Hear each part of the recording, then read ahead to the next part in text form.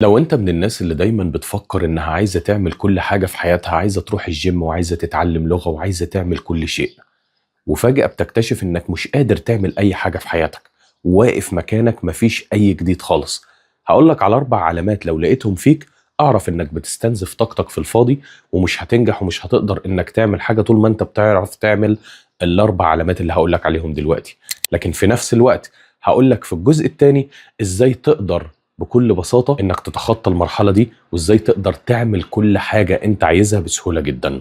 أول علامة، كل يوم بيكون عندك هدف جديد من غير ما بتعمل أي حاجة في حياتك. كل يوم بتفكر إنك عايز تعمل حاجة جديدة. كل يوم بتفكر إنك عايز تمشي في طريق جديد من غير ما بتنفذ أي طريق فيهم للآخر، أو من غير ما بتمشي لأي طريق للآخر. ما بتكملش المهمة بتاعتك ولا بتكمل الخطة بتاعتك للآخر. وده للأسف الشديد بيعمل ضغط كبير على نفسك وبيستنزف طاقتك بشكل كبير جدا، وبيخليك نفسيا مش قادر إنك تقدر تكمل أي حاجة انت حابب تنجح فيها.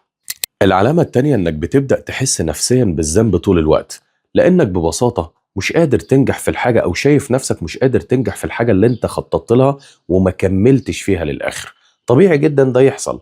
انت خططت انك تتعلم لغة، لكن للأسف الشديد قعدت يوم 2 3 أسبوع وما كملتش بعد كده، فبتبدأ تحس بالفشل لانك بتدخل بعد كده في عادة جديدة او في هدف جديد، والهدف الجديد ما بتنجحش فيه برضه وبتعمل نفس الاسلوب او بتستخدم نفس الاستراتيجية. العلامة الثالثة، ده بيوصلك لمرحلة مهمة جدا، انك بتقضي وقت كبير جدا في التخطيط، انك تفضل تخطط، وده بيستنزف طاقتك بشكل كبير.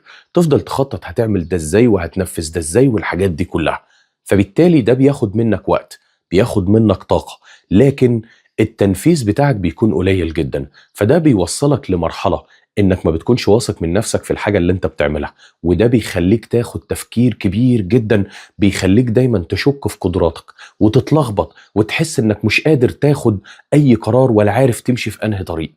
العلامة الرابعة، اول ما حاجة بتبقى صعبة قدامك في الحاجة اللي انت رايح تعملها او الحاجة اللي انت عايز تخطط لها، وتحس انها بقت صعبة معاك، بتبدأ تسيبها وتفكر في حاجة جديدة. ودي من اكتر الاساليب اللي بتخليك ما تقدرش انك تنفذ اي خطوة انت حابب تعملها، ولا تقدر تحقق اي هدف انت عايزه، لان دماغك اتعودت على ان البدايات فيها حماس، بعد كده في حاجة صعبة، في هدف جديد في حماس، بعد شوية الهدف بقى صعب، الأمور بقت صعبة جدا، تبدأ تسيبه وتدور على غيره، وده بيأذيك نفسيا، مش بيخليك تقدر تعمل أي حاجة.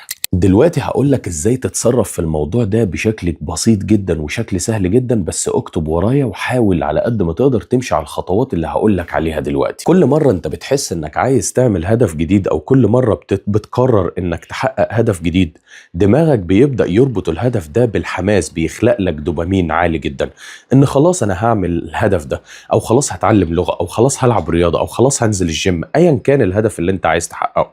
فبيخلق لك شوية دوبامين كده في البداية يشجعك بيهم بس، لكن بعد كده بتكتشف ان الدوبامين ده اختفى. ليه؟ لانك طول الوقت عمال تجمع في اهداف، طول الوقت عمال تفكر انا هلعب رياضة، هعمل كذا هعمل كذا هعمل كذا.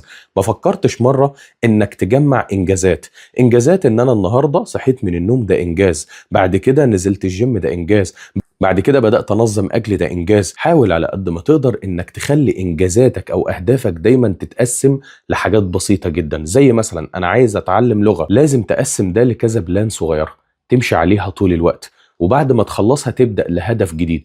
ده التنظيم اللي هيساعدك تحقق أي حاجة أنت عايزها. لكن حاول على قد ما تقدر ما تاخدش هدف وبعد كده تقف، وبعد كده تدور على هدف تاني وانت لسه ما خلصتش الهدف الأولاني، لأن ده هيتعب نفسيتك جدا وهيخليك تحس انك مش واثق من نفسك. في نفس الوقت انت لما بتبدأ تركز على هدف واحد، خلاص طاقتك كلها وتفكيرك كله وتركيزك كله بيكون في الهدف ده، في انك عايز تحقق الهدف ده. فبالتالي مش هتستسلم لأي مشتتات، مش هتستسلم لأي حاجة ممكن تخليك ما تحققش أي هدف انت عايز تحققه.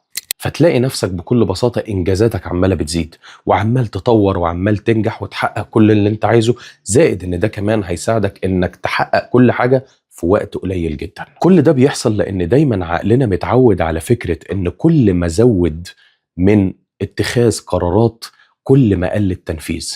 كل ما زودت من ان عايز احقق اهداف، كل ما دماغي تشتتني في ان تنفيذي يكون قليل، في ان حركتي تكون قليله، في ان يزيد عندي احساس الكسل، في ان ما اقدرش احقق اي حاجه بعد كده. الحاجه التانيه، انا عايزك تبدا بكل بساطه تسال نفسك سؤال بسيط جدا: ايه الحاجه اللي لو عملتها دلوقتي هتغير حياتي كلها؟ او ايه الحاجه اللي انا كنت بفكر فيها طول الوقت ونفسي اعملها علشان عارف ان لو نجحت فيها هتغير حياتي تماما؟ وابدأ وقتها حاول انك تنفذ الحاجة دي او تخطط ازاي هتقسمها لأجزاء بسيطة جدا علشان تبدأ تطور من نفسك فيها وتنجح فيها. زي مثلا الحاجة اللي انت حابب تتعلمها محتاجة تاخد كورسات، فابدأ خد الكورسات دي. الحاجة اللي انت محتاج تتعلمها محتاجة انك تطور من مهاراتك فيها، فابدأ الاول طور من مهاراتك. الحاجة اللي انت محتاج انك تنجح فيها محتاجة انك انت تتعلم حاجات معينة، حاول الاول انك تتعلم الحاجات دي وبعد كده ابدأ طبق وابدأ في التنفيذ فورا. هتلاقي نفسك ماشي صح، مشتتات قلت جدا، احساسك بالارهاق، احساسك بالكسل، بانك مش هتقدر تنفذ بدأ يقل، لان في الوقت ده انت هتحس انك بتنجح وماشي صح، وهتحس ان كل انجاز انت بتتعلمه وكل حاجة بتطور من نفسك فيها عمالة تكبر اكتر من اليوم اللي قبله، وبتديك ثقة انك ناجح وقادر تحقق كل حاجة انت عايزها. في مقولة جميلة جدا كانت دايما بتعجبني: الناس الناجحة دايما بتقول لا لحاجات كتير جدا كويسة في حياتها علشان بس تعمل حاجات أهم منها بكتير جدا.